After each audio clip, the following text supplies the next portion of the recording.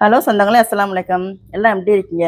நம்ம ஃபேன்சி கிச்சனில் தேங்காய் பால் சாப்பாடு ஒன்று, மீன் குழம்பு ஒன்று வச்சுருக்குறோம். இதில் நம்ம வந்து 2 பொருள் சேர்க்கல, 2 வேலையும் பார்க்கல. இந்த மீன் குழம்புக்கும் இந்த சாப்பாட்டுக்கும் அது என்னன்னு நீங்கள் வந்து கண்டுபிடிச்சி கமெண்டில் சொல்லுங்கள். இதை எப்படி செய்கிறதுன்னு நம்ம பார்ப்போம். இந்த தேங்காய் பால் சோத்துக்கு அரைப்படி பொன்னி பச்சரிசி எடுத்துக்குவோம்.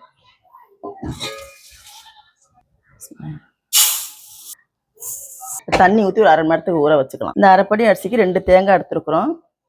நல்லா முத்தின தேங்காய் 2 தேங்காய் எடுத்து இதை அரைச்சி பால் எடுத்துகிட்டு வந்துடலாம். மீன் குழம்புக்கு ஒரு மசாலா அரைச்சிக்கலாம். அரை மூடி தேங்காய் எடுத்துருக்கோம், அது மிக்சியில் போட்டு அரைச்சிக்கலாம். இதுக்கு ஒரு 100 கிராம் சின்ன வெங்காயத்தை உரிச்சு வச்சுருக்கோம், அதை போட்டுக்கலாம். 1 கிராம் தக்காளி போட்டுக்கலாம். 1 ஸ்பூன் ஜீரகம் போட்டுக்கலாம். 1 ஸ்பூன் மிளகு போட்டுக்கலாம். 5-6 பூண்டு பல் போட்டுக்குவோம். 1 கத்து கருவேப்பிலை போட்டுக்கலாம். போட்டு நல்லா நைஸாக அரைச்சிட்டு வந்துடுவோம். மசாலா அரைச்சிட்டு வந்தாச்சு, மசாலா இதில் போட்டுக்குவோம். ஒரு தக்காளி எடுத்து வச்சுருக்கோம், அதையும் போட்டுக்குவோம். 2 பெரிய பச்சை மிளகாய் இருக்குது, உடச்சி விட்டு போட்டுக்கலாம். கொஞ்சம் மல்லித்தலை போட்டுக்கலாம். 1 கொத்து கருவேப்பிலை போட்டுக்குவோம். 1 ஸ்பூன் மஞ்சத்தூள் போட்டுக்கலாம். 1 ஸ்பூன் மிளகாத்தூள் போட்டுக்குவோம். ஒரு மல்லித்தூள் 2 ஸ்பூன் போட்டுக்குவோம். 3 ஸ்பூன் போட்டுக்கலாம் மல்லித்தூள். வச்சு கரைச்சி வச்சுருக்கோம். குழம்புக்கு தேவையான அளவு உப்பு போட்டுக்கலாம்.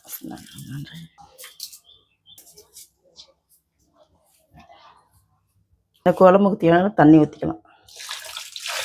வச்சுருக்க மீன் போட்டுக்குவோம்.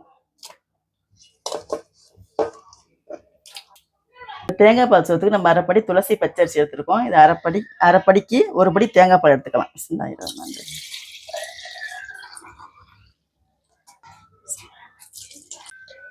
ஒரு படி எடுத்துருக்கோம்.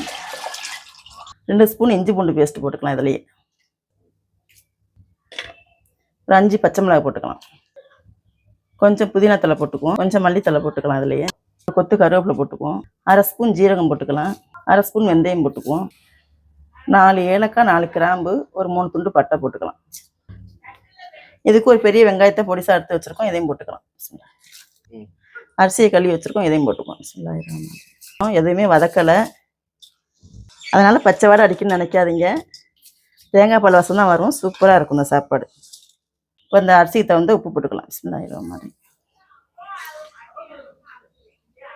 எல்லாத்தையும் ஒன்றா நல்லா கலக்கி விட்டு அடுப்பில் வச்சுருவோம். இடைக்கிட கிண்டி விட்டுக்குவோம். இப்போ குழம்பு கொதிக்குது,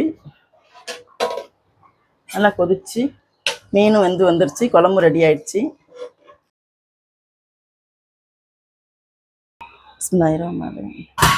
சோறு நல்லா கொதிச்சு வேகுது. அடிக்கடி கிண்டி விடணும், ஒரே இடத்துல நின்றுடும் அரிசி. இந்த தேங்காய் பால் சோத்துக்கு தக்காளி போடக்கூடாது. தக்காளி போட்டால் கலர் மாறிடும், அதனால் தக்காளி நான் போடலை.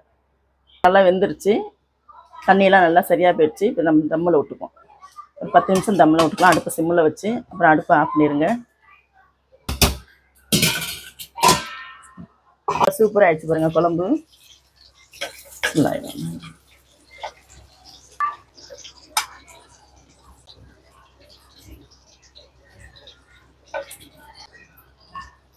சோறு புளிங்கிருச்சு, நம்ம அது சோறு எடுத்துக்குவோம். உதிரியாக புளிங்கிருச்சு.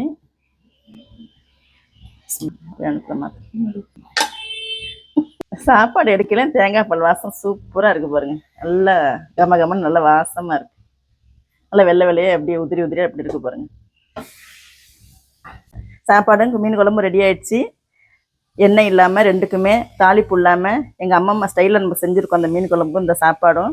நீங்களும் உங்கள் வீட்டில் செஞ்சு சாப்பிட்டு பார்த்துட்டு எப்படின்னு கமெண்ட்டில் சொல்லுங்கள். அஸ்ஸலாமு அலைக்கும்.